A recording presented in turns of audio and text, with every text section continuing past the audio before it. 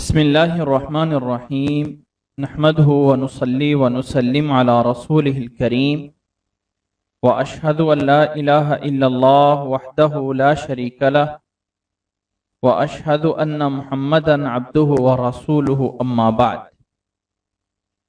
آج ہماری یہ کلاس گزشتہ ترتیب کے اعتبار سے آج ہماری یہ کلاس 23 نمبر کلاس ہے، جس میں ہم سورۃ الفاتحہ کو شروع کر رہے ہیں۔ الحمدللہ رب العالمین۔ اللہ سے دعا ہے کہ اللہ تعالی ہمیں اس کو پوری طرح سمجھنے کی اور سمجھ کر اس کے مطابق باقی چیزوں کو بھی سمجھنے کی توفیق عطا فرمائے۔ بسم اللہ الرحمن الرحیم۔ آج ہم شروع کر رہے ہیں لفظ الحمدللہ سے۔ آج پہلا لفظ ہے ہمارے لیے الحمد۔ یہاں سے آج ہماری جو ہے وہ ابتدا ہے۔ لفظ الحمد دو چیزوں کا مجموعہ ہے۔ لفظ الحمد ایک ال ہے اور ایک جو ہے اس کے شروع میں حمد ہے۔ یہ جو ال ہے اس کے بارے میں ہم پیچھے تفاصیل پڑھ چکے ہیں۔ یاد ہوگا آپ لوگوں کو کہ جب ہم نے اعوذ باللہ من الشیطان الرجیم کو پڑھا تھا تو اس ضمن میں لفظ اعوذ باللہ من الشیطان الرجیم کے ضمن میں جو الشیطان کو جب ہم نے پڑھا تھا تو وہاں پہ ہم نے ال کی پوری تفاصیل جو ہیں وہ پڑھی تھی۔ پوری تفصیلات ال کے متعلق ہم نے وہاں جان لی تھی کہ ال کتنی قسموں کا ہوتا ہے، کیا ہے۔ لیکن چونکہ آج جو ہے وہ الحمدللہ ہم پڑھ رہے ہیں تو میں اس لفظ ال کی جو کچھ تفصیلات ہیں ان کو جو ہے وہ آج ریپیٹ کرنا چاہوں گا۔ مقصد یہ ہے کہ وہ چیزیں تھوڑی سی ذہن میں تازہ ہو جائیں اور ایک بار دوبارہ ذہن میں آئیں تو ان کا جو ہے وہ سمجھنا آسان ہو جائے۔ سب سے پہلے ہم نے یہ جانا کہ الف اور لام، اسے ہم کہتے ہیں کہ الف لام ایک ایسی چیز ہے جو کہ اسم کو معرفہ بناتی ہے۔ الف لام ایک ایسی چیز ہے، ایک ایسا آلہ ہے جو اسم کو معرفہ بناتا ہے۔ ٹھیک ہے، اب اس میں پہلی بحث یہ تھی کہ یہ جو الف لام معرفہ بنانے کا جو ایک ادات التعریف ہے، یہ ادات التعریف کیا چیز ہے؟ آیا صرف الف لام ہے، دونوں کٹھے ہیں، یا اس میں سے لام ہے، یا اس میں سے الف ہے، یا دونوں ہیں؟ اس بارے میں تین اقوال بتائے گئے تھے۔ پہلا قول یہ ہے کہ الف لام میں سے جو اصل چیز ہے وہ صرف لام ہے۔ الف اس لیے لایا گیا ہے تاکہ فرق کیا جا سکے کہ یہ لام تاکید نہیں ہے بلکہ لام تعریف ہے۔ دوسرا قول یہ تھا کہ الف لام میں سے جو اکیلا حمزہ ہے، ال میں سے جو آ ہے، یہ اکیلا ہی تعریف کے لیے ہے، اور لام اس لیے لایا گیا ہے تاکہ فرق کیا جا سکے حمزہ استفہام کے ساتھ۔ تیسرا موقف یہ ہے کہ الف لام پورا کا پورا جو ہے وہ تعریف کے لیے ہے، معرفہ بنانے کے لیے پورا کا پورا ہے، جس طرح کے حل پورا ہوتا ہے۔ تین اقوال پیش کیے گئے تھے الف لام میں سے۔ اس میں سے راجح جو ہے وہ یا تو پہلا قول ہے یا تیسرا قول ہے۔ اگلی بات میں ہمیں یہ بتایا گیا تھا، دوسری بات میں اس سے اگلی جو الف لام کے بارے میں ہم نے بات پڑھی تھی وہ یہ تھی کہ الف لام یہ کیا اسم ہے یا حرف ہے؟ تو ہمیں اس کا جواب یہ ملا تھا کہ الف لام کی دو قسمیں ہیں۔ ایک قسم پہ وہ اسم ہے اور ایک قسم پہ وہ حرف ہے۔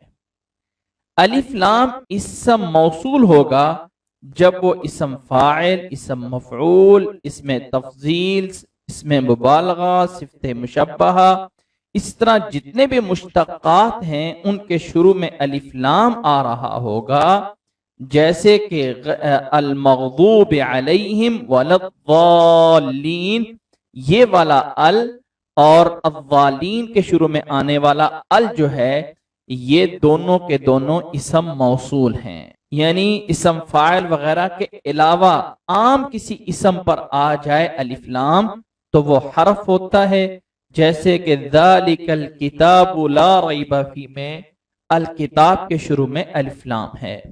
یہ جو الف لام ہے الکتاب کے شروع میں یہ حرف ہے، اور المغضوب علیہم اور الضالین کے شروع میں جو الف لام ہے وہ اسم ہے۔ یہ تھی ہماری دوسری بات۔ تیسری بات اس میں یہ سمجھائی گئی تھی کہ ہم آتے ہیں اس الف لام پہ جو کہ حرف ہے۔ اب یہ الف لام جو حرف ہے اس کی پھر آگے دو قسمیں بنائی گئی تھی، ایک زائدہ اور ایک غیر زائدہ۔ میں یہاں پہ اس کو ذرا واضح کرتا ہوں۔ اصل بات یہاں سے میں اس کو شروع کر رہا ہوں کہ الف لام یہ جو ال ہے اس کی ہم نے دو قسمیں بنائی گئی تھی، ایک بنایا تھا زائدہ اور دوسری بنائی گئی تھی غیر زائدہ یا اصلیہ۔ اب یہ جو زائدہ بنایا گیا تھا یہ وہ بتایا گیا تھا کہ الف لام زائدہ وہ ہے جو کہ اسم معرفہ پہ علم پہ داخل ہوتا ہے، جیسے کہ الحسن، العباس، الفضل، ان پہ جو داخل ہوتا ہے ان پہ اسے جو ہے زائدہ کہتے ہیں۔ اس زائدہ کی پھر دو قسمیں بنائی گئی تھی، ایک لازم اور ایک غیر لازم، اور ایک غیر لازم۔ لازم وہ ہے کہ جو الف لام جدا نہیں ہو سکتا، جیسے کہ مثال کے طور پہ ہم نے اس کی دی تھی مثال، جیسے کہ لفظ الجلالہ اللہ، اور لفظ زائدہ غیر لازم وہ ہے کہ جو الگ ہو سکتا ہے، اور اس کی مثال کیا ہے؟ جیسے غیر لازم، جیسے کہ آپ حسن سے الحسن کہہ سکتے ہیں۔ یہ ہے الف لام زائدہ۔ اب ہم آتے ہیں الف لام اصلی پہ۔ اس کی بنیادی طور پہ کتنی قسمیں بنائی گئی تھی؟ دو۔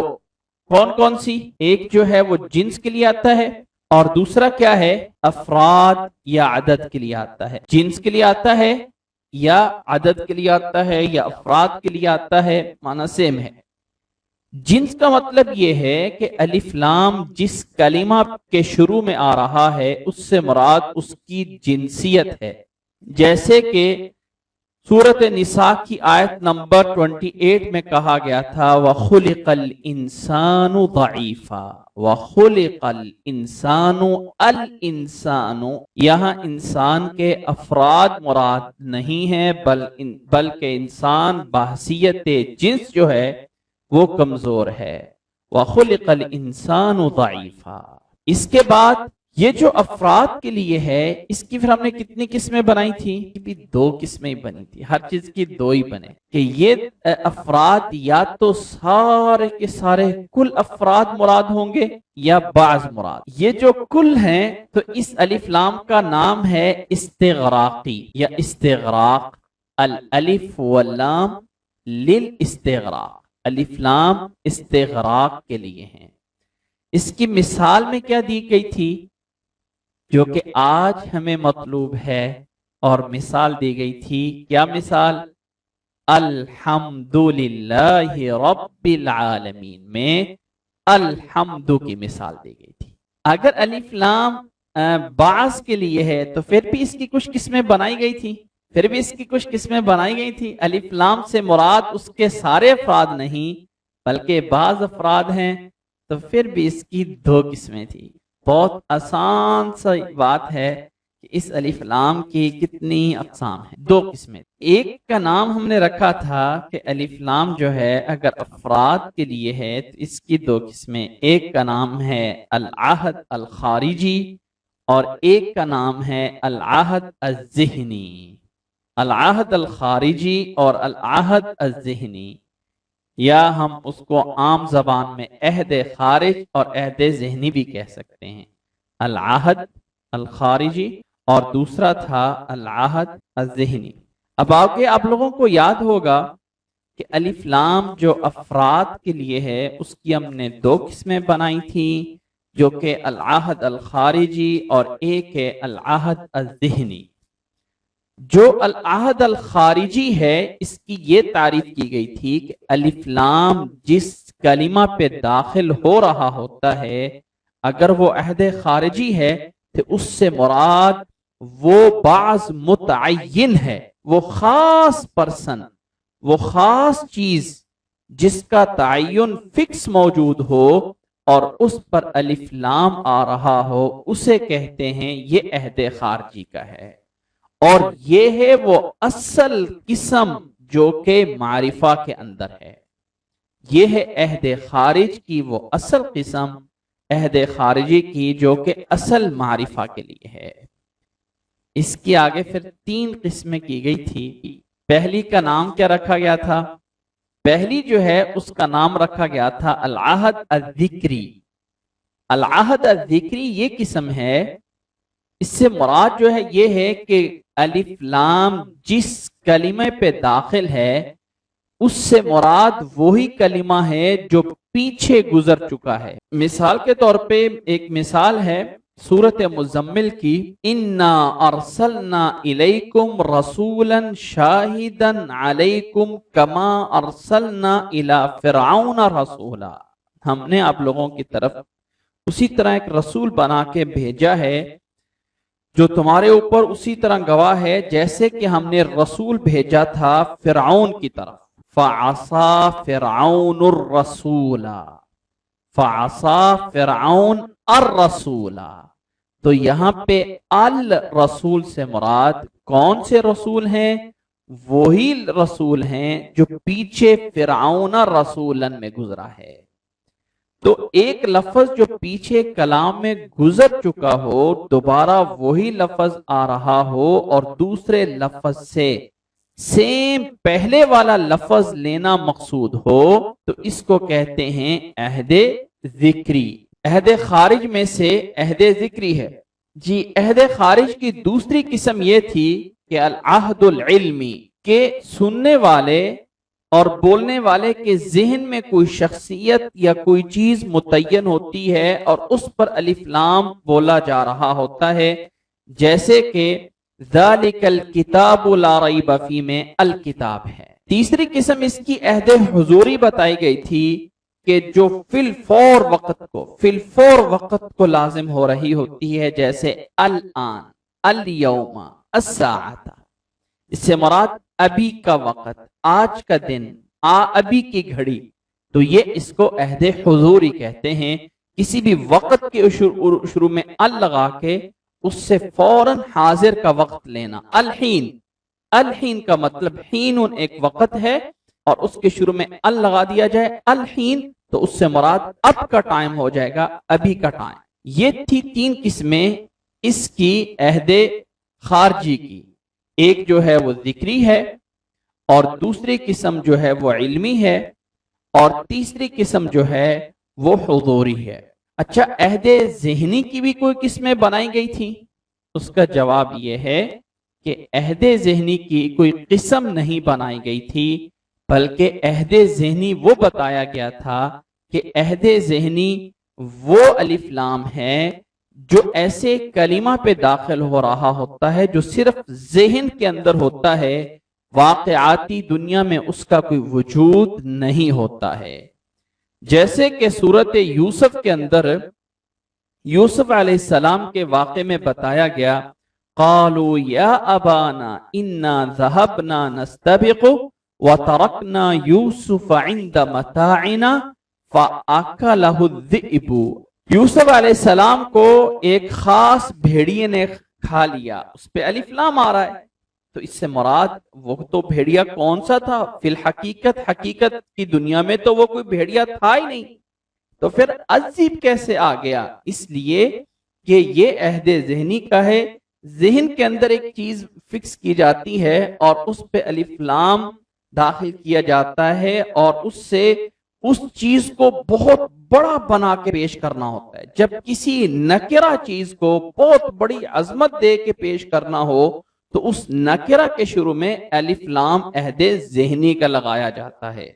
جیسے کہ یہ فَأَكَلَهُ الذِّئْبُ، الذِّئْبُ بظاہر نکرہ کی طرح کا ہے لیکن اس سے جو ہے وہ کلام کے اندر سیاق و سباق میں اس سے معاملہ جو ہے وہ معرفہ والا کیا جائے گا. یعنی یہ جو ہے اگر اس الذئب کے شروع میں جو الذئب کے جو الف لام کے عہد ذہنی کا ہو اور اس کی طرف کوئی چیز مضاف ہو رہی ہو تو وہ بھی معرفہ بن جائے گی. یعنی معاملہ اس کا معرفہ والا ہوگا لیکن معنوی لحاظ سے یہ نکرہ کی طرح ہوتا ہے. یہاں پر آ کے ہماری بات پوری ہو جاتی ہے. ال پہ ہماری بات پوری ہو گئی. اب ہم چلتے ہیں حمد پہ. الحمد. اب ہم جا رہے ہیں آگے اپنی دوسری بات میں اور وہ ہے حمد پہ.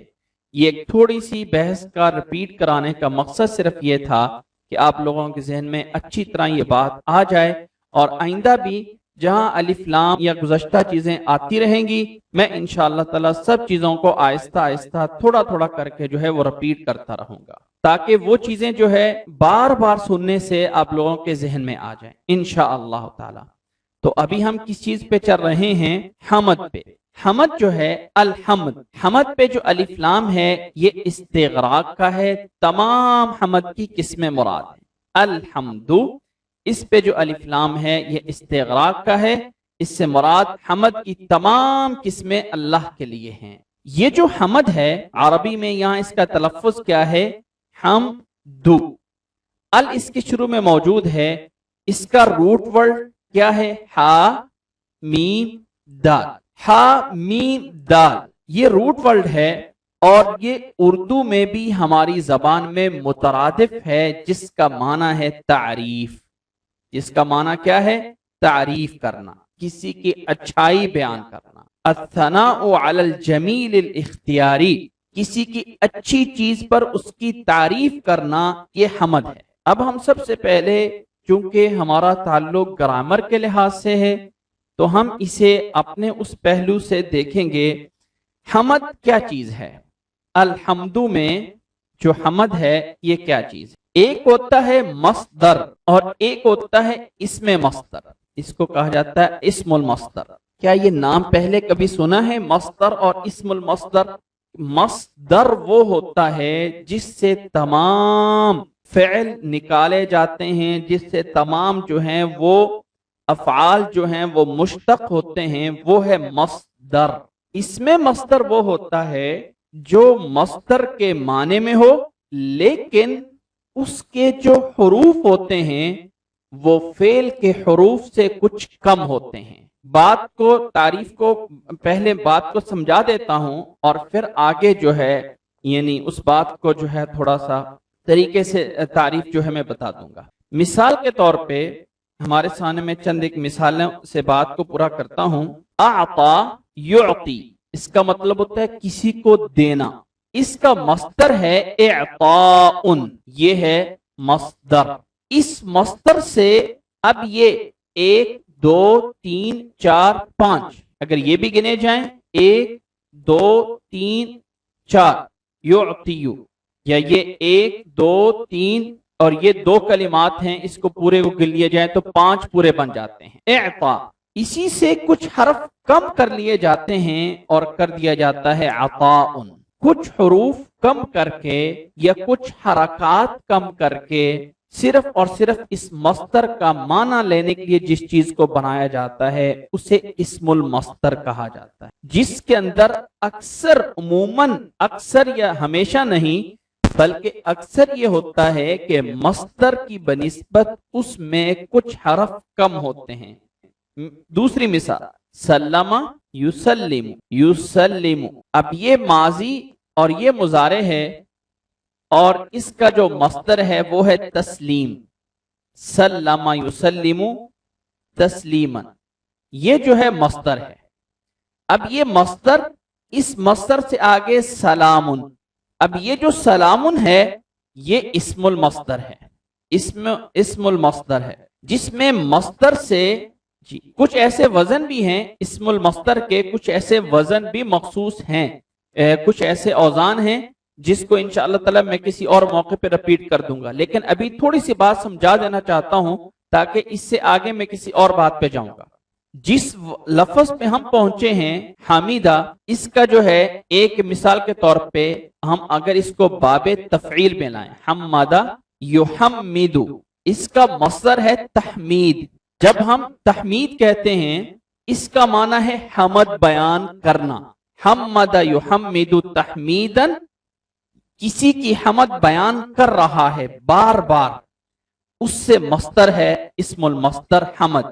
جی اکثر ایسا ہوتا ہے، ضروری نہیں. ایک شارٹ کٹ طریقہ یہ ہے کہ اکثر اسم المصدر میں حرف جو ہیں وہ کم ہوتے ہیں بنسبت ورب کے، یعنی جو اس کا ورب حمد یحمد ہے جی اس سے اس کے کم ہوتے ہیں، مصدر کے برابر ہو جاتے ہیں فعل کے ساتھ حروف. مصدر اور فعل کے حرف جو ہیں، مصدر کے اور فعل کے حرف برابر ہوتے ہیں کئی جگہوں پہ، اور جو آگے اسم المصدر ہے اس کے حرف جو ہیں وہ کم ہوتے ہیں. اسے کہا جاتا ہے اسم المصدر. اب ہمارے سامنے جو چیز چل رہی ہے وہ ہے الحمد. نتیجہ میں اس کا یہ نکال رہا ہوں کہ اس میں جو حمد ہے حمدن ہے، یہ اسم المصدر ہے. اس کے جو ہیں وہ حرف جو ہیں وہ فعل سے کم ہیں. اگر ہم اس روٹ ورڈ کو لے لیں تو یہ باب سمع سے آتا ہے. سمع حمیدہ یحمد حمدن، لیکن حمد میں جو ہم کہتے ہیں تعریف بیان کرنا، یہ اس میں بار بار کا جب معنی لینا ہے، بار بار کا. اور احادیث میں حمد کے لیے، الحمد کے لیے جو کلمہ استعمال ہوا ہے، یہ ذرا پوائنٹ نوٹ کیجئے گا، بہت اہم پوائنٹ ہے. وہ یہ ہے الحمد کے لیے احادیث میں جو بولا گیا ہے صیغہ یا لفظ، وہ تحمید بولا گیا ہے. کیا بولا گیا ہے؟ تحمید. تحمید کا معنی ہے الحمدللہ کہنا. وہاں یہ نہیں کہا کہ حمد کریں، بلکہ لفظ جیسے تسبیح، جیسے تکبیر اور جیسے تحمید. بات نوٹ کریں اس بات کو. جب یہ تحمید بولا گیا ہے تو اس کا مطلب یہ ہے کہ لفظ الحمد یہ اسم المصدر ہے تحمید میں سے، نہ یہ ہے کہ یہ سمع یسمع حمدن کا مصدر ہے. احادیث میں جب بھی کبھی الحمدللہ کہنے کے لیے لفظ استعمال ہوا ہے تو اللہ اکبر کے لیے تکبیر، سبحان اللہ کے لیے تسبیح اور الحمدللہ کے لیے تحمید. تحمید کہنی ہے یعنی الحمدللہ ہی کہنا ہے. تسبیح پڑھنی ہے یعنی سبحان اللہ ہی کہنا ہے. تکبیر کہنی ہے یعنی اللہ اکبر کہنا ہے.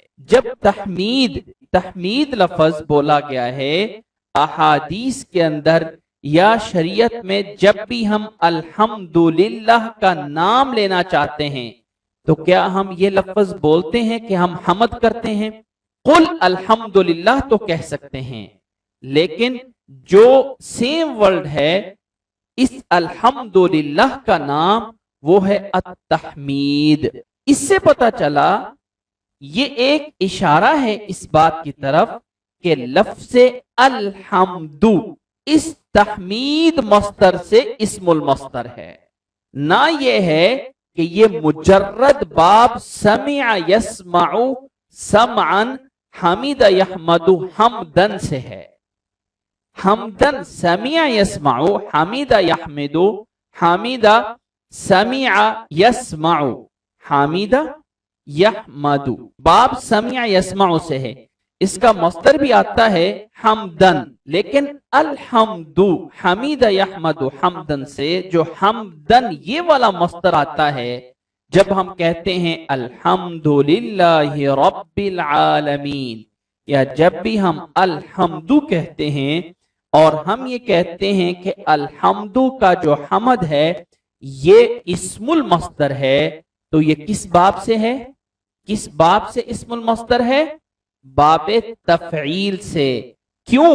اس لیے کہ اس کا نام ہے تحمید. اچھا، اس کی وجہ کیا ہے؟ یہ پوائنٹ تو سمجھ آ گیا نا کہ الحمد اسم المصدر ہے، کس سے؟ باب تفعیل تحمید سے۔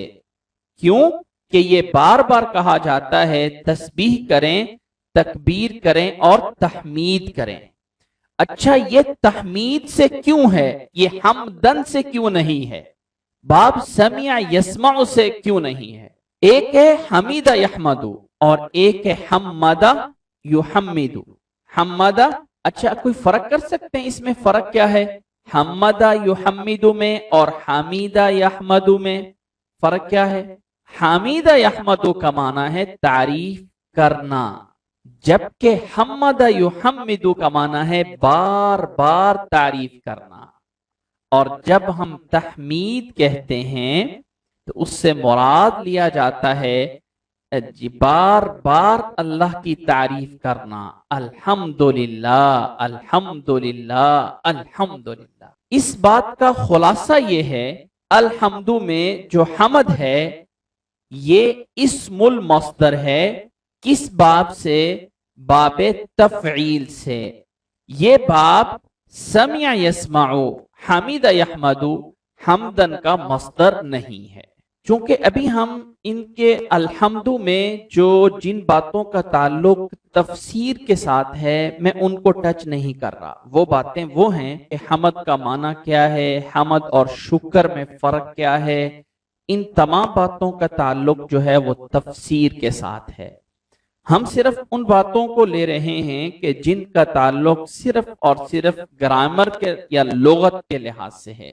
الحمد للہ میں لفظ الحمد، یہ جو الحمد ہے اس کے اوپر 3 قراءات کی گئی ہیں، الحمد للہ، الحمد للہ، اور چوتھی قراءت بھی اس کو قراءت شاذہ کہا جاتا ہے، الحمد للہ، الحمد للہ، الحمد للہ، الحمد للہ۔ کتنی قراءت موجود ہیں؟ یہ اتنے اعراب کیسے ہو گئے؟ کس طرح کر کے اس میں جواز پیدا ہو گیا؟ یہ دیکھیں، میں یہ نہیں کہہ رہا کہ ہم یہ سب پڑھ سکتے ہیں۔ ہم امام حفص کی قراءت پڑھ رہے ہیں جس میں صرف اور صرف یہ جائز ہے الحمدللہ رب العالمین۔ ہمارے لیے الحمد للہ یا الحمد للہ یا الحمد للہ پڑھنا صحیح نہیں ہے۔ بات سمجھ آئی؟ لیکن جو قراءات پڑھیں اور جو لوگ قراءات میں جو ہیں وہ مختص ہوں یا جو عربی گرامر کے طور پہ، عربی لفظ کے طور پہ قرآن مجید سے ہٹ کر قرآن مجید کی تلاوت کے علاوہ کوئی انسان الحمدللہ کہتا ہے تو وہ اس کو کتنی طرح پڑھ سکتا ہے؟ الحمدللہ، الحمدللہ اور الحمدللہ اور الحمدللہ پڑھا گیا ہے۔ اچھا، ہر ایک کی توجیہ نوٹ کیجئے گا، ہر ایک کی وجہ اور توجیہ۔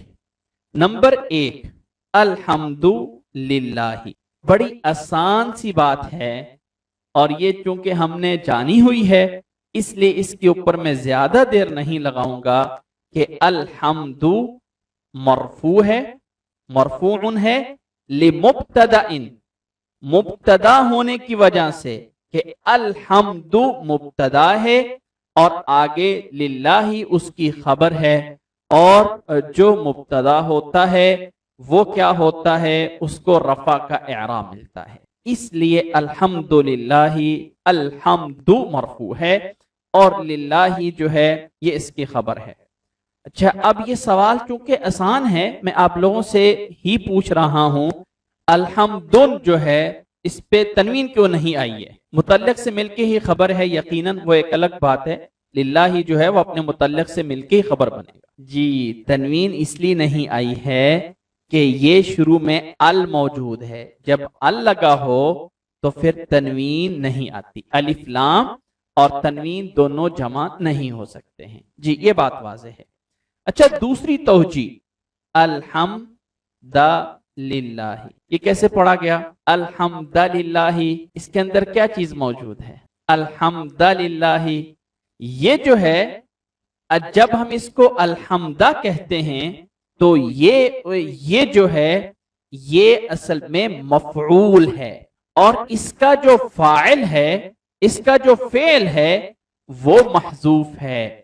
یعنی احمدو، احمدو ایک فعل ہے، احمدو جو کہ محذوف ہے، اور اس کا آگے حمد مفعول ہے. اب آگے یہ جو احمدو ورب ہے وہ اس کا حذف ہوا ہے، اور آگے جو مفعول ہے وہ موجود ہے. جس طرح کے مثال کے طور پہ ہم کہتے ہیں السلام علیکم، یہ جو السلام علیکم ہے اس میں بہت ساری توجیحات ہیں، جس میں سے ایک چیز یہ بھی ہے کہ یہ السلام جو ہے اصل میں مفعول ہے، اور پورا کلام اس طرح ہے کہ اسلم سلامن، اسلم سلامن سے اس اسلم کو جب ختم کیا گیا تو اسلم سلامن علیکم، یعنی پورا اس طرح ہے اسلم سلامن علیکم. تو اس اسلم کو جب ہٹایا گیا تو آگے بچ گیا سلامن علیکم. پھر سلامن علیکم کے معنی میں جملہ اسمیہ بنانے کے لیے اس کو جو ہے السلام علیکم جو ہے وہ کر دیا، اس کے جملہ اسمیہ بنانے کے لیے، جبکہ اصل میں یہ مفعول ہے. سیم ایسے ہی الحمدللہ اصل میں ہے احمد اللہ، احمد حمدن للہ. یہ جو احمد فعل ہے، احمد جو فعل ہے اس کو حذف کر دیا، اور یہ جو حمد ہے جب اس کے شروع میں ال آ گیا تو الحمدللہ. الحمدہ سے پہلے جو ہے ایک فعل ہے احمد جو کہ محذوف ہے. یہ ہے نمبر ایک اس کی توجیہ. نمبر دو یہ ہے کہ یہاں احمد فعل محذوف نہیں بلکہ ایک اور فعل محذوف ہے، اور وہ ہے اخص. اسے تخصیص کہا جاتا ہے، المنصوب بالتخصیص. المنصوب بالتخصیص کا مطلب یہ ہے کہ کوئی عربی میں ایسا کلمہ ہوتا ہے جس سے پہلے خاص کا ورب جو ہے وہ محذوف ہوتا ہے. اخص، میں خاص کرتا ہوں، اخص الحمد للہ، اخص الحمد للہ، میں خاص کرتا ہوں تمام تعریفوں کو صرف اللہ کے لیے. بات سمجھ آئی؟ دوسری توجیہ اس کے منصوب ہونے کی یہ ہے کہ یہ ہے منصوب علی الاختصاص. عربی میں اسے کہا جاتا ہے المنصوب اختصاص. اس کا مطلب یہ ہوتا ہے کہ کوئی بھی کلمہ جب منصوب آ رہا ہو تو اس سے پہلے اخص، میں خاص کرتا ہوں کا ورب جو ہے وہ محذوف کر دیا جاتا ہے. جیسے کہ اخص الحمد للہ، میں خالص یا خاص کرتا ہوں تمام تعریفیں اللہ کے لیے. المنصوب علی الاختصاص کیا چیز ہے؟ المنصوب علی الاختصاص یہ چیز ہے کہ عربی میں جب بھی کوئی کلمہ منصوب آ رہا ہو تو اس سے پہلے اخص کا ورب جو ہے وہ محذوف مانا جاتا ہے، اور اس کا ترجمہ یہ کیا جاتا ہے کہ یہ چیز میں خالص کرتا ہوں یا خاص کرتا ہوں اس کام کے لیے، فلاں کے لیے. تو الحمدللہ میں جب اسے منصوب پڑھا گیا ہے تو اس سے پہلے فعل محذوف مانا گیا ہے اخص. میرا خیال ہے یہاں تک بھی بات سمجھ آ گئی. جی یہ ہے الحمدہ. آگے ہے الحمدللہ. یہ کیسے پڑھا گیا ہے؟ جر دینے والی کیا چیز ہے؟ مجرور کیسے ہو گیا؟ اس میں کوئی جار ہے شروع میں؟ جو ہے وہ جارہ ہے؟ نہیں، الجارہ تو ہے ہی نہیں ہے. یہ کیسے آ گیا؟ اسے کہتے ہیں جر جیوار. کوئی محذوف نہیں، یہ جر جیوار ہے. پڑوسی کا بھی ایک حق ہوتا ہے، کبھی کبھی پڑوسی جو ہے وہ بڑا طاقتور ہو جائے تو اس پڑوسی کا اثر انسان قبول کر لیتا ہے. تو اس کا جو قریب مجاور ہے وہ للہ ہی ہے. تو اس مناسبت سے جر جیوار یہ ہوتا ہے جر الجوار. عربی میں اس کا ہے جر الجوار. جر الجوار یہ ہوتا ہے کہ وہاں عامل سے ہٹ کے کسی بھی وجہ سے ہٹ کے کسی دوسرے کلمہ کی مناسبت سے کسی کو اعراب دے دینا. مثال کے طور پہ ایک الحمد، یہ دال ہے اور آگے ہے للہ کا لام. اب لام کے نیچے کسرہ ہے للہ للہ، اس سے پہلے دال ہے تو دو لی. عربی زبان میں ضمہ سے کسرہ پہ آنا اس طرح کا میچ ہو رہا ہو کہ پہلے ضمہ ہو اور پھر اگلے حرف پہ کسرہ ہو تو یہ عربی میں تھوڑا سا بھاری سمجھا جاتا ہے. دو لی یعنی ضمہ سے پھر آگے یکدم کسرے پہ آنا. تو یہ عربی زبان میں اسے کہا جاتا ہے کہ ضمہ سے ڈائریکٹ کسرے پہ آنا. میری بات سمجھیے گا کہ ضمہ سے جو ہے وہ کسرے کی طرف آنا گویا کہ یوں زاویہ ہوتا ہے، کوئی 90 کے زاویے سے جو نیچے آ رہا ہوتا ہے گویا کہ وہ تھوڑا سا ثقیل ہوتا ہے.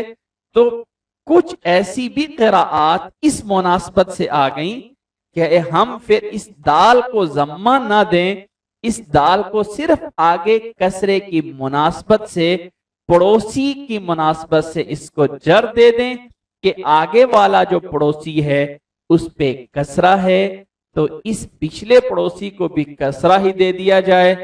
ضمہ سے کسرے پہ آنا مشکل ہے تو بن گیا الحمدللہ.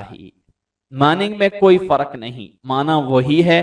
اسے جو ہے آپ جر الجوار کہتے ہیں عربی میں، جر الجوار، اور یہ بھی ایک قرات میں موجود ہے الحمدللہ رب العالمین. تو الحمدی پہ جر کہاں سے آ گیا جی؟ یہ جر الجوار سے آیا ہے.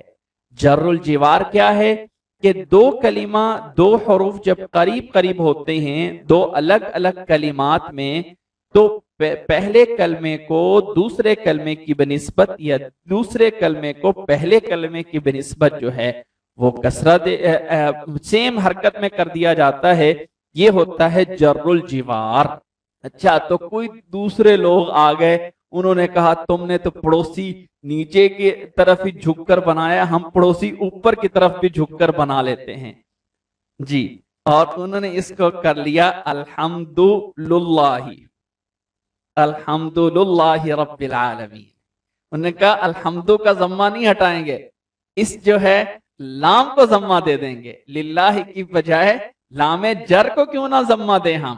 دال کو تم کسرہ کی وجہ سے جو ہے دال کے کسرے کو جو ہے کی وجہ سے، یعنی لام کے کسرے کی وجہ سے دال کو تم کسرہ دے رہے ہو، تو کیوں نہ ہو کہ دال سیم رول ہے، لیکن یہ ہے کہ اس کی وجہ سے دال کو کیوں چینج کر رہے ہو؟ لام کو چینج کر دو. یہ لام جو ہے لفظ اللہ کا لام نہیں، یہ لام وہ ہے جو لام جار ہے. تو اس لام جار کو صرف اور صرف جو ہے وہ اس کو کیوں نہ ضمہ دے دیتے الحمدللہ. لیکن اس کو جو ہے وہ شاذ کہا جاتا ہے کہ یہ کم پڑا گیا ہے کیونکہ ضمہ ثقیل ہے، کسرہ خفیف ہے. پڑھنے میں ذرا آسان، عربوں کے لیے خفیف اور یہ ثقیل الحمدللہ اور الحمدللہ پڑھنا خفیف ہے، لیکن ہے یہ بھی جر الجوار. اس رول کا نام جر الجوار ہی ہے، لیکن یہ جر الجوار جو ہے وہ کبھی فتح میں بھی ہو جاتا ہے، کبھی جر میں بھی ہو جاتا ہے، کبھی ضمہ میں بھی ہو جاتا ہے. لیکن جب یہ ضمہ میں ہو رہا ہوتا ہے یا فتح میں ہوتا ہے تو صرف اور صرف یہ جر الجوار کے لفظ کی بجائے اسے صرف لفظ تھوڑا سا فرق کیا جاتا ہے اور اس اکیلے ضمہ کو کہہ دیا جاتا ہے کہ یہ ضمۃ الجوار ہے یا یہ فتحۃ الجوار ہے. لیکن جو رول اصل ہے جب بتانا ہو اس رول کا کہ جو مناسبت سے پڑوسی کی مناسبت سے حرکت دی جاتی ہے تو اس کا نام جر الجوار ہی ہے. بات سمجھ آئی؟ ہاں، جب فتحہ آ رہا ہو یا ضمہ آ رہا ہو مناسبت کی وجہ سے تو عربی اعراب کرتے ہوئے الحمد یعنی اس فتحہ کو یا ضمہ کی حرکت کو بول دیا جاتا ہے کہ ضمۃ الجوار ہے. یہ پڑوسی کی وجہ سے ہے جو ضمہ آ رہا ہے، اور تمام قراءات میں معنی جو ہے وہ سیم ہے کہ الحمد.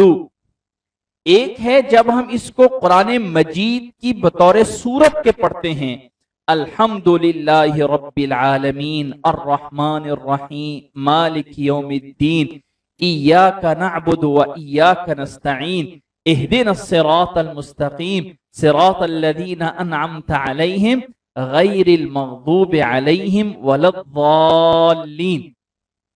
ایک ہے جب ہم اسے بطور سورت کے پڑھتے ہیں، اور ایک ہے آمین، اور ایک ہے جب ہم اس قرآن مجید سے ہٹ کر صرف اللہ کی تحمید کے لیے الحمدللہ کہتے ہیں.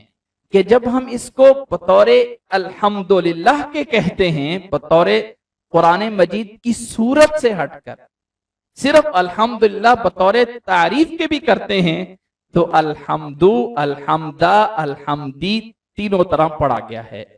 الحمدللہ، الحمدللہ، الحمدللہ. جی بات سمجھ آئی؟ بطور تحمید، تحمید کے جب ہم تحمید کرتے ہیں تو پھر الحمدو، الحمدہ، الحمدی. ہاں یہ ضرور ہے کہ علماء لغت کہتے ہیں کہ اس کے اندر یہ قراءات موجود ہیں، الحمدللہ، الحمدللہ، الحمدللہ. لیکن یہ میں نے ضرور کہا ہے کہ ہم جو قراءت کر رہے ہیں امام حفظ کی، اس میں صرف یہ ایک قراءت ہے الحمدللہ. ہم اپنی مرضی سے اس کو چینج نہیں کر سکتے ہیں. اگر کوئی قراءات میں متخصص ہے اور وہ قراءات کے بارے میں تمام تفصیلات جانے، تو کچھ قراءات جیسے مجھے ان کا کوئی حوالہ میرے پاس موجود نہیں، صرف میں نے علماء لغت سے پڑھا ہے کہ اس میں قراءات میں الحمدللہ، الحمدللہ اور الحمدللہ بھی موجود ہے. لیکن اگر ان قراءات قرآن کی قراءات میں نہ ہو تو جو تحمید کی قراءات ہیں قرآن مجید کے علاوہ، جو الحمدللہ بطور تحمید کے کہنا، اس کی جو قراءات ہیں اس میں الحمدو، الحمدہ اور الحمدی تینوں طرح جو ہے وہ کہا جا سکتا ہے. اور تینوں طرح کہنے کی جو توجیحات ہیں وہ میں نے آپ لوگوں کو بتا دی ہیں. بات سمجھ آ گئی؟ امید ہے کہ اب یہ مسئلہ بھی کلیئر ہو گیا ہوگا. جی میں واپس آتا ہوں اپنی اس پوائنٹ کو تھوڑا سا وضاحت کرنے کے لیے کہ لفظ الحمدو میں ہم نے دو چیزیں پڑھی ہیں، ایک ہے الف لام ال اور ایک ہے حمد، حمد. اور یہ جو حمد ہے اس کا روٹ ورڈ ہا میم دال ہے، مجرد میں باب سمع یسمع حمید یحمد حمدن سے ہے، اور اس میں باقی ابواب میں بھی کافی میں آتا ہے مزید فی کے، اور جس سے حمد ہم اسم المصدر کہتے ہیں، اسم المصدر کہتے ہیں. اسم المصدر وہ باب تفعیل سے ہے جس کا معنی ہے بار بار تعریف کرنا، بار بار. کیونکہ جب اس الحمدللہ کا نام لیا جاتا ہے تو وہ اس کا احماد یا حمد نہیں بلکہ تحمید کے نام سے بولا جاتا ہے، جو اس بات کا اشارہ ہے کہ یہ باب تفعیل سے اسم المصدر حمد ہے. جی اور آگے ہم نے اس بات کو پڑھا کہ اس کی قراءات لفظ الحمدو کی، الحمدللہ کی ضروری نہیں کہ قرآن مجید میں ہو. ہاں اس کے علاوہ جب تحمید کرنی ہو تو الحمدللہ، الحمدللہ، الحمدللہ اور الحمدللہ پڑھا گیا ہے.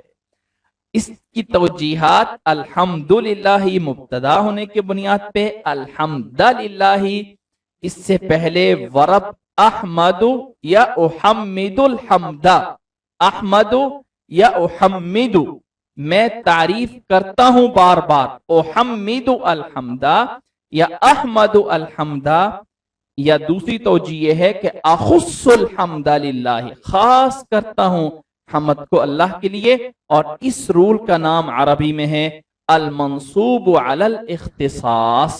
याद रख लें कि कुछ ऐसी तफासीर मैंने पढ़ी हैं जिन तफासीर में, उर्दू की तफासीर में ये कलिमा यूज हो रहा होता है कि ये मंसूब है इख्तिसास की बुनियाद पे। जिस इंसान को इस रूल का पता ना हो वो उर्दू के इतने कलिमा से वो पूरा नहीं समझ सकता कि मतलब क्या है। ये कलिमा मंसूब है इख्तिसास की बुनियाद पे, यानी उससे पहले आखुस्सू का वर्ब जो है वो महजूफ है बस। तो इतना जब कोई आदमी उर्दू में लिख देता है तो हो सकता है कि पढ़ने वाले उस बात को नहीं समझ सकते। अगर इस रूल का पता हो कि अल मंसूब अलल इख्तिसास या अल मंसूब बिल इख्तिसास का माना क्या है, तो मतलब क्या है, तो फिर इंसान इस रूल को कहीं भी आ रहा हो तो समझ सकता है। इससे आगे जर्रुल जिवार का बताया है कि जर्रे जिवार क्या है, जर्रुल जिवार क्या है, ज़म्मतुल जवार या फतहतुल जवार क्या चीज है। अल्हम्द दो अल्हम्दुलिल्लाह में या अल्हम्दुलिल्लाह में। उम्मीद है कि यहाँ तक ये बात पूरी समझ आ चुकी हो। अल्लाह ताला हमें यहाँ तक समझने की तौफीक अता फरमाए, और जो कुछ आज हमने सीखा है, जाना है, अल्लाह ताला इसको हमें याद रखने की तौफीक अता फरमाए। जज़ाकुमुल्लाहु अहसनल जज़ा। सवाल ये है कि मस्तर और इस्मुल मस्तर का फर्क तो हमें पता चल गया, या अमूमन शायद समझ इतनी का ही है कि इस्मुल मस्तर के हुरूफ मस्तर से कम होते हैं। सर मैंने थोड़ी सी इसकी वजाहत की थी, और वो ये कहा था कि इस्मुल मस्तर के हुरूफ फ़िअल से कम होते हैं, और जो मस्तर होता है उससे भी कम, उसके हुरूफ उमूमन फ़िअल के करीब करीब होते हैं, और इस्मुल मस्तर के हुरूफ फ़िअल से कम होते हैं, फ़िअल के। और अच्छा, इसमें शायद ये ज़हन में आ जाए कि मस्तर भी के हरफ भी तो फ़िअल के करीब कम होते हैं। ऐसा है कि उसके कम उसके भी कम होते हैं, लेकिन उसके कम होते हैं, यानी उसके अक्सर बराबर हो जाते हैं, जबकि इस्मुल मस्तर के हरूफ जो हैं वो मस्तर से जो है वो कम रहते हैं ज्यादातर। जी, ये मेरा उसमें बताना मकसद था। अगली बात जो है वो ये है कि इस्मुल मस्तर का और मस्तर का यूज कहाँ होता है। इससे सही बात तो ये है कि ये इस्तेमालात में इस्मुल मस्तर का और मस्तर का इस्तेमाल कहाँ उसका होता है और कहाँ उसका होता है। तो जब जहां तक मुझे इसका रूल का कोई मैं फाइनल नहीं हूं, लेकिन जो मैं अपने इस मुहावरात से या अपने इस्तेमालात से या एक मुमारसत से बताना चाहता हूं, वो ये है कि मस्तर का इस्तेमाल वहां होता है जहां उसके साथ किसी न किसी तरीके से वर्ब का लिंक हो रहा हो। मसलन नसरतु नसरन, जी, अअजबनी अल-इजाबु, बतौर अक्सर जो है वो वर्ब के साथ जब लिंक हो रहा होता है तो वहां मस्तर इस्तेमाल होता है। जबकि इस्मुल मस्तर जो है वो खालिस जुमला इस्मिया में इस्तेमाल होता है, जैसे मारना, खाना, खाना, पानी पीना। ये उमूमन वहां पे इस्तेमाल होगा जहां आप पानी का जिक्र करना चाहते हैं, लेकिन सिर्फ पीना, सिर्फ जुलूस, सिर्फ क़ुऊद, यानी जहां बतौर जुमला इस्मिया के उसको अच्छा बुरा कहना चाहते हैं, वहां ज्यादातर इस्तेमाल होता है इस्मुल मस्तर। और जब वर्ब के साथ इस्तेमाल करना हो तो वहां इस्तेमाल होता है मस्तर। ये थोड़ा सा इसकी मुमारसत से होता है, वगरना मानिंग में, मानों में जो है क्या फर्क होता है। माने में शायद आपका सवाल ये भी था कि माने में क्या फर्क होता है। मस्तर में फ़िअल का माना ज्यादा करीब होता है, जबकि इस्मुल मस्तर में सिर्फ हुदूस होता है, हुदूस होता है, और हुदूस के साथ वर्ब का किनाया नहीं होता। जबकि इस्मुल मस्तर में, जबकि मस्तर में हुदूस होता है और फ़िल का किनाया होता है। अच्छा, इस किनाये को मैं जरा लिख के समझाता हूं, ये जरा देखिएगा, उर्दू में जरा आसान होगा। उर्दू में एक है, जरा अगर आप लोगों के सामने इस पॉइंट को मैं रिपीट करता हूं, इस पॉइंट को जरा, और आप लोग जरा स्क्रीन पे देखिएगा, स्क्रीन पे देखना जरूरी है। मिसाल के तौर पे जी, मैं इसको आकाला से ही करता हूं। आकाला, आकाला, आकाला याकुलु, आकाला याकुलु अक्लन। अब इस अक्लन का जो हम तर्जमा करते हैं या जो माना जहन में आता है वो ये होता है, आकाला याकुलु, उसने खाना खाया, वो खाना खाता है, और अक्लन, खाना खाना, या जैसे हम कहते हैं पानी पीना। अब इसमें जरा गौर कीजिएगा, ये जो चीज आगे आ रही होती है ना के अंदर, ना के सूरत में, ये जो है वो फेल है नहीं, लेकिन उस फेल की तरफ जो इशारा है इसको किनायतुन इलल फेल कहा जाता है। ये जो इशारा है कि जैसे फेल नहीं है वो खाना खाना, पानी पीना, जब जुलूसुन है, ये जो बैठना है जुलूसुन, जुलूसुन, गोया कि हम इसका तर्जमा ये कर सकते हैं कि बैठक करना। ये जो करना होगा ये वर्ब नहीं है, लेकिन उस वर्ब की तरफ एक इशारा है, एक इशारा है, ये एक किनाया है, फेल का एक किनाया है, फेल का एक इशारा है। जबकि इस्मुल मस्दर जो है, इस्मुल मस्दर जो है जुलूस, जब हम उससे इस्मुल मस्दर ले रहे होंगे तो इससे मुराद सिर्फ बैठक, सिर्फ इससे मुराद हम जो है वो बैठक मुराद लेंगे।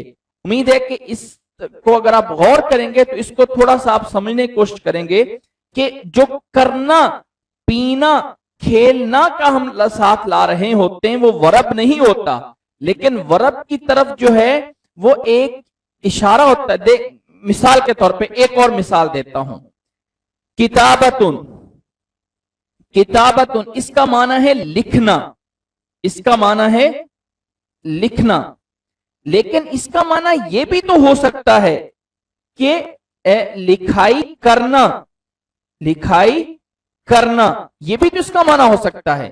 लिखाई करना जो है ये एक फेल नहीं है, लेकिन एक इशारा है फेल की तरफ, जबकि इस्मुल मस्दर में यह इशारा भी खत्म हो चुका होता है और सिर्फ लिखाई आ रहा होता है। यह है इस्मुल मस्दर, यह है इस्मुल मस्दर। यहां पे थोड़ी सी बात उमूमन समझ आ गई होगी जी। ये जो गोया के ना आ रहा है मस्दर में, ये ना, ये एक फेल की तरफ एक किनाया है, जबकि इस्मुल मस्दर में ये किनाया नहीं होता और मस्दर में ये किनाया होता है। अब समझ आई? हुदूस या वो मस्दरी माना दोनों में मौजूद होता है, जबकि मस्दर जो है वो फेल के करीब ज्यादा होता है और इस्मुल मस्दर जो है वो गोया कि उससे आगे और मस्दर में से खुलासा उसका निकला हुआ होता है।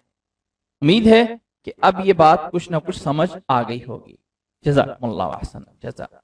जी, मन में है वो ये है कि क्या इस्मुल मस्दर के शुरू में ना नहीं आता है? जी, ना अक्सर जो है इस्मुल मस्दर में नहीं आता, मस्दर में ना आता है, लेकिन इस्मुल मस्दर में ना नहीं आता। ऐसे है जैसे कि मिसाल मैंने यहाँ पे मिसाई, लिखना ये मस्दर है और लिखाई ये इस्मुल मस्दर है। उर्दू में मारना ये मस्दर है और मार ये इस्मुल मस्दर है, मार ये इस्मुल मस्दर है। तो उसमें जो है ये मस्दर में और इस्मुल मस्दर में जो उर्दू में है वो ये फर्क होता है। जी जज़ाकल्लाह। जी नेक्स्ट सिस्टर आप सवाल कर लीजिए। सिस्टर ने आप एक बहुत अच्छा जो है वो उन्होंने उठाया है, सिस्टर ने, अल्लाह ताला उनको ज़ाया खैर दे। यकीनन मैंने लफ्ज़ बोला है اور اس سے کا مطلب بھی شاید میں بہتر وضاحت کر دوں.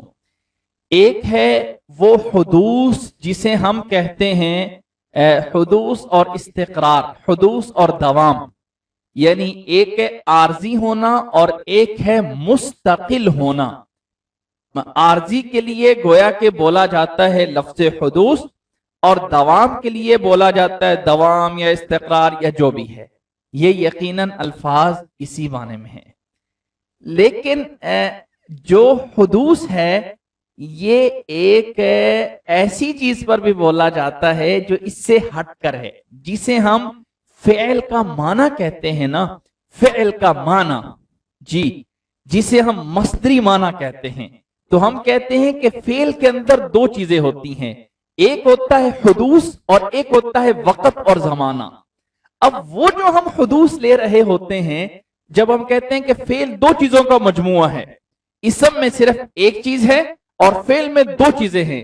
فعل میں معنی کے ساتھ زمانہ بھی ہے، جبکہ اسم میں صرف معنی پایا جاتا ہے. اب وہ جو معنی ہے، اس معنی کے اوپر بھی لفظ حدوث بولا جاتا ہے. اس معنی کے اوپر بھی لفظ حدوث بولا جاتا ہے کہ مصدر میں صرف حدوثی معنی ہوتا ہے، حدسی معنی ہوتا ہے، اور اس کے ساتھ جو ہے زمانہ نہیں ہوتا. ٹھیک ہے، یہ الفاظ کا استعمال ہی دوسرا ہے. یہ استعمال وہ والا استعمال نہیں ہے کہ جس کو ہم کہتے ہیں کہ حدوث ہے اس چیز میں اور اس چیز میں دوام ہے، بلکہ یہ والا حدوث بمعنی مصدری معنی کے ہے، کہ جیسے ہم کہتے ہیں کہ فعل میں معنی اور زمانہ دو چیزیں ہیں، جبکہ اسم میں جو ہے وہ صرف اور صرف زمانہ ہے، اور صرف اور صرف معنی ہے اور زمانہ نہیں ہے. بات سمجھ آ گئی؟ اللہ تعالیٰ کو جزائے خیر دے کہ یہ چیز وضاحت ہو گئی. جی اللہ، یہ اصولیوں تفسیر کا قاعدہ ہے. جی اللہ تعالیٰ کو جزائے خیر دے. تو جو حدوث ہوتا ہے یہ ایک اس مصدری معنی پر بھی بولا جاتا ہے. جزاک اللہ حسن. جی، اور کوئی آپ میں سے کسی کا سوال ہو تو آپ لوگ پوچھ سکتے ہیں.